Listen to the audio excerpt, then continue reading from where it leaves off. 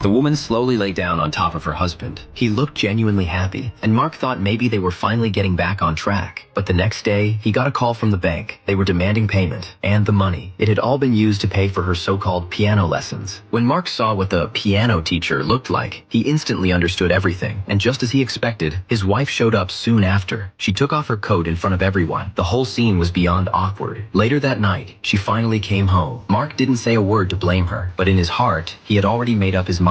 The next morning, Mark pretended to be his wife and sent an invitation to the piano teacher, asking him to meet at the canyon. The teacher, seeing Mark's friendly face, got into the car without a second thought. He didn't realize that from that moment on, his time was running out. Later, when Mark returned home, his face was completely calm. The first thing he did was ask about the piano teacher's whereabouts. This strange question immediately made his wife suspicious. She called the teacher over and over again, but the line was always busy, and no one ever picked up. By the next day, he was still missing. Mark came home like nothing had happened. Then his wife suggested they have a small family gathering, and wanted to do it right at the canyon where the teacher disappeared. The two of them shared a rare, peaceful outing. Mark even gave her a little gift, acting like the perfect husband. Just then, their daughter ran toward the water, and Mark quickly followed. But the moment he looked up, his entire body froze. He came up with an excuse, said he had to get back to work, and drove his wife back home. But she had left her scarf behind at the canyon. Mark told her he'd go back later to pick it up, and returned alone. And right when he got there, an old man who was out for a walk just happened to pass by.